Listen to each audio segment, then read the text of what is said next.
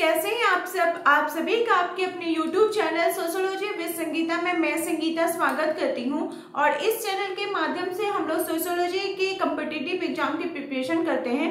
अभी जो हमारे क्लासेस चल रहे हैं उसमें हम लोग झारखंड लेडी सुपरवाइजर का सोशियोलॉजी का सिलेबस को कवर कर रहे हैं और जल्द से जल्द हम लोगों को सोशियोलॉजी का जो सिलेबस है उसे कवर करना है। यूनिट 5 हम लोग ऑलमोस्ट क्लियर हो चुका है, एक दो टॉपिक बचा हुआ है, उसको भी मैं डे बाय डे कवर कर दूंगी। यूनिट 5 तक के जो नोट्स है वो पेड ग्रुप में PDF फॉर्मेट में प्रोवाइड कर दिए गए हैं। आज से क्या होगा कि मैं आपको आज का जो क्लास है इसमें यूनिट 6 का टॉपिक सामाजिकरण के विभिन्न सिद्धांतों को हम लोग देखेंगे, क्योंकि पहले के क्लास में हम लोगों ने इसके अर्थ विशेषताओं को देखा था। तो आज का जो क्लास है नाइट के क्लास में, जैसे आज सामाजिकरण का हम लोग विभिन्न सिद्धांत देखें, तो इसका जो PDF है मैं नेक्स्ट मॉर्निंग को आप लोगों को पेड ग्रुप में प्रोवाइड कर दूंगी। उसके पूरे नोट्स को आपको PDF फॉर्मेट में प्रोवाइड कर दिया जाएगा और कल इवनिंग में इसी टॉपिक से रिलेटेड आपको टेस्ट लिए जाएंगे। सिर्फ इसी टॉपिक का, जैसे सामाजिकरण का सिद्धांत है तो उसी से रिलेटेड आपको टेस्ट देखने को मिलेंगे। तो वैसे स्टूडेंट्स जो पेड ग्रुप ज्वाइन कर चुके हैं वो डायरेक्ट टेस्ट दे सकेंगे, उनको कोई एक्स्ट्रा चार्ज नहीं लगेगा। लेकिन अगर वैसे स्टूडेंट जो सिर्फ टेस्ट से जुड़ना चाहते हैं तो उसका प्रोसेस मैं डिस्क्रिप्शन बॉक्स में दे दी हूँ, आप वहां पे जाकर सिर्फ टेस्ट के लिए भी ग्रुप में ज्वाइन हो सकते हैं, जहां पे आपको टेस्ट प्रोवाइड किया जाएगा। तो चलिए क्लास को स्टार्ट करते हैं हम लोग। आज का क्या हमारा टॉपिक है, सामाजिकरण के सिद्धांत। तो जो भी पेड ग्रुप के मेंबर है उनको तो यूनिट 5 तक का PDF मिल गया है। आज से डे बाय डे जैसे जैसे क्लास होती जाएगा वैसे वैसे आप लोगों को PDF मिलते जाएगी। तो देखिए सामाजिकरण का जो सिद्धांत है, सबसे पहले हम लोगों ने क्या देखा था कि सामाजिकरण क्या होता है। तो सामाजिकरण क्या होता है कि इसमें कोई बच्चा जो कि ब्लैंक रहता है उसको सिखाया जाता है कि समाज में रहकर वो किस प्रकार से व्यवहार करेगा। तो इसके लिए हम लोग विभिन्न विशेषताओं को देखे थे, इसके विभिन्न अभिकरणों को देखे थे कि क्या टोटल कितने अभिकरण थे, तो 11 अभिकरण थे। अब हम लोग देखेंगे सामाजिकरण के सिद्धांत। तो सामाजिकरण का जो सिद्धांत की बात की जाए तो सबसे पहला सिद्धांत आता है मनोविश्लेषणात्मक सिद्धांत। कौन सा सिद्धांत आता है? मनोविश्लेषणात्मक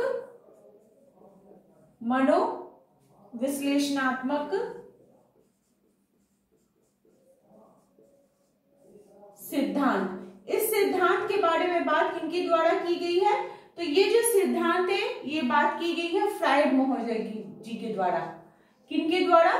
तो फ्राइड महोदय ने इस सिद्धांत के बारे में बात की है। इसको वे क्या बताते हैं? Erotic feeling. क्या बताते हैं? Erotic feeling. इनकी पुस्तक का नाम क्या था? लिबिडो, जिसमें वे सामाजिकरण के कामुक प्रवृत्तियों को समझने का प्रयास करता है और इड, ईगो, सुपर ईगो के माध्यम से स्व के विकास को समझने का कोशिश करते हैं। इनका कौन सा सिद्धांत है? इड, ईगो और सुपर ईगो। इसके माध्यम से वे स्व के सिद्धांत को समझने का कोशिश करते हैं। इड क्या होता है कि ये एक जन्मजात प्रवृत्ति होती है जिसमें क्या होता है कि इरोटिक फीलिंग की भरमार होती है, ठीक है, कि समाज उसके बारे में क्या सोच रहा है ये सोचता है। ईगो में जो होता है इसमें तार्किक और चेतन जो मस्तिष्क है वो काम करने लगता है। हम कोई भी चीजों के बारे में तार्किक रूप से सोचने लगते हैं, ठीक है, और उसके अनुसार हम अपना काम करने लगते हैं। और सुपर ईगो में व्यक्ति जो होता है वो नैतिकता के आधार पर, जहां पे वो इड में सोचता है कि समाज उसके बारे में क्या सोच रहा है, ईगो में सोचता है कि तार्किक आधार पे, और सुपर ईगो में क्या समझता है कि वो नैतिकता के मूल्य के आधार पर सामाजिक के जो समाज के अंतर्गत जो उसके व्यवहार है, उसके जो तथ्य है उसको समझने का कोशिश करता है। ये कौन सा सिद्धांत है? मनोविश्लेषणात्मक सिद्धांत। ये सिद्धांत किनके द्वारा दिया गया था? तो फ्राइड महोदय जी के द्वारा दिया गया था। नेक्स्ट जो थ्योरी है वो है इलेक्ट्रा कॉम्प्लेक्स। क्या है? Electra complex. इलेक्ट्रा कॉम्प्लेक्स ये जो थ्योरी है इसको भी बोला जाता है विपरीत लिंग आकर्षण। विपरीत लिंग आकर्षण इसको बोला जाता है। इसमें 3 से लेकर 6 वर्ष तक, तो 3 से लेकर जो 6 वर्ष तक का आयु होता है वो किसके अंतर्गत आता है? तो ईड के अंतर्गत आता है। ये वैसी अवस्था होती है जिसमें एक बच्ची अपने पिता की तरफ ज्यादा आकर्षित होती है और एक लड़का जो होता है वो अपने माता की तरफ ज्यादा आकर्षित होता है। जो बच्ची अपने पिता की तरफ आकर्षित होती है यानी कि जो अटैच्ड होती है, ठीक है, उसको इलेक्ट्रा बोला जा रहा है। और जो लड़का अपनी माँ की तरफ आकर्षित होता है उसको ओडिपस कॉम्प्लेक्स बोला जाता है। क्या बोला जाता है? ओडिपस कॉम्प्लेक्स, ओडिपस कॉम्प्लेक्स बोला जाता है।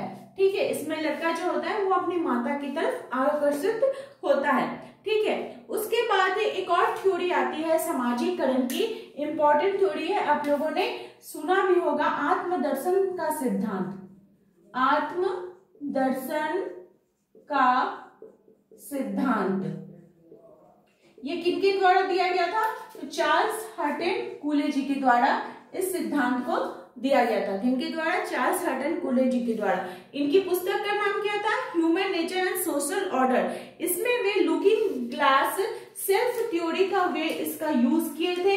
इसके आधार पर उन्होंने सिद्धांत को बताया था कि जैसे क्या हुआ, लुकिंग ग्लास, कौन सी थ्योरी थी इनकी? तो लुकिंग ग्लास की वे थ्योरी दिए थे। ग्लास यानी मिरर, मिरर में क्या होता है कि हम अपना सामने का प्रतिबिंब देखते हैं। क्या देखते हैं? कि हम जो है वही तो हमारा आईना हमें दिखाता है।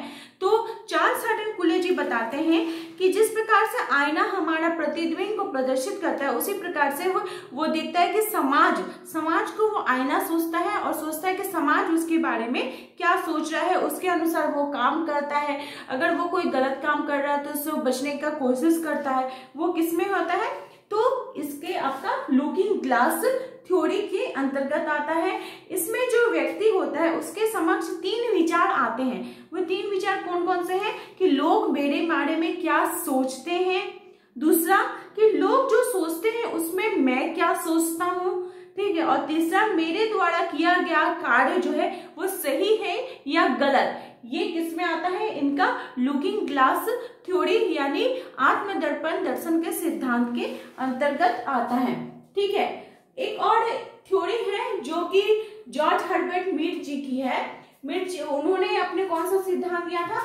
मैं तथा मुझे का सिद्धांत। मैं तथा मुझे का सिद्धांत, ये सभी समाजीकरण के सिद्धांत के अंतर्गत आएगा। ये किनके द्वारा दिया गया है? तो मीड महोदय जी के द्वारा ये दिया गया है। उनकी पुस्तक का नाम था माइंड, सेल्फ एंड सोसाइटी। ठीक है, इसमें उन्होंने अपना जो सिद्धांत का यूज किया था वो प्रतीकात्मक अंतर्क्रियावाद के आधार पर किया था कि एक व्यक्ति का जो कार्य होता है, यानी एक व्यक्ति कौन हो गया? जो वो मीन हो गया है, ठीक है, वो सामान्यकृत अन्य और महत्वपूर्ण अन्य की प्रतिक्रिया के अनुसार वो काम करता है। इसके बाद वो देखता है कि समाज उसके बारे में क्या सोच रहा है, उसके अनुसार वो काम करता है। ठीक है, जो सामान्यकृत और सिग्निफिकेंट अदर और जनरलाइज्ड अदर होते हैं, ठीक है, सामान्यकृत अन और महत्वपूर्ण अन, जो सिग्निफिकेंट अदर होते हैं वो उसके अंतर्गत आपका निकट संबंधी आ जाएंगे, और जो जनरलाइज्ड अदर होते हैं उनके अंतर्गत आपके दूर के संबंधी आ जाएंगे। जब बालक दूसरों में स्वयं को देखने का प्रयास करता है तो उसके अंतर्गत क्या होता है? उसके अंतर्गत आत्म चेतना का भी विकास हमें देखने को मिलता है। ये किनकी थ्योरी है? मैं तथा मुझे का सिद्धांत। तो ये मीड जी की थ्योरी है। उसके बाद समाजीकरण के सिद्धांत की अगर बात की जाए, और पियाजे जी का नाम नहीं है ऐसा तो हो नहीं सकता है, तो पियाजे जी की थ्योरी का क्या नाम था? संज्ञानात्मक विकास का सिद्धांत। क्या था? संज्ञानात्मक विकास का सिद्धांत। ये किनके द्वारा दिया गया था? जीन पियाजे जी के द्वारा।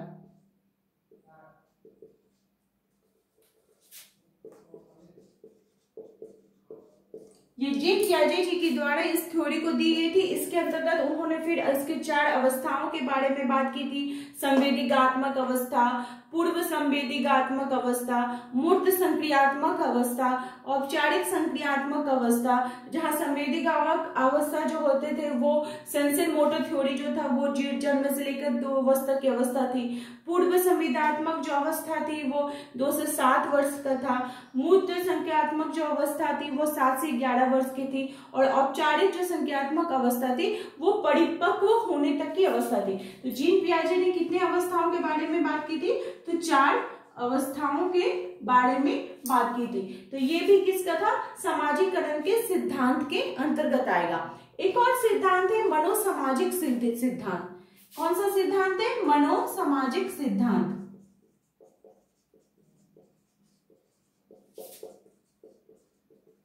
ये किनके द्वारा दिया गया है? तो एरिक एरिक्सन जी के द्वारा। किनके द्वारा? तो एरिक एरिक्सन जी के द्वारा। इनकी पुस्तक का नाम था आइडेंटिटी एंड यूथ क्राइसिस।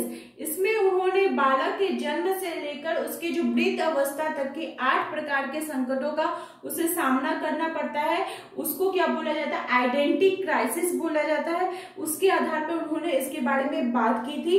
वे 8 अवस्थाएं कौन कौन सी हैं? तो विश्वास बनाम संदेह, दूसरा हो गया स्वायत्तता बनाम शर्म, तीसरा हो गया पहल बनाम अपराध, चौथी जो अवस्था है वो है उद्यम बनाम हीनता, 5वीं अवस्था है पहचान बनाम भूमिका संदेह, 6ठी आत्मीयता बनाम अलगाव, 7वीं निर्माण बनाम विध्वंस और 8वीं है एकीकरण बनाम छूट जाना। ये सारे किनके द्वारा दी गई है? तो एरिक एरिक्सन जी के द्वारा 8 प्रकार की अवस्थाओं के बारे में वे बात करते हैं। तो आई होप आप लोगों को समाजीकरण के जो महत्वपूर्ण सिद्धांत हैं वो अच्छे प्रकार से समझ में आ गए होंगे कि कौन से थिंकर्स ने कौन से सिद्धांतों को दिया है। आज की क्लास का जो पीडीएफ है वो आपको मॉर्निंग में पेड ग्रुप में प्रोवाइड कर दिया जाएगा। अगर आपको क्लास हेल्पफुल लगे तो जरूर इसे लाइक करें, अपने दोस्तों के बीच शेयर करें और मेरे चैनल पर नए हो तो प्लीज सब्सक्राइब करना ना भूलें। मेरे चैनल के साथ बने रहने के लिए आप सभी का थैंक यू।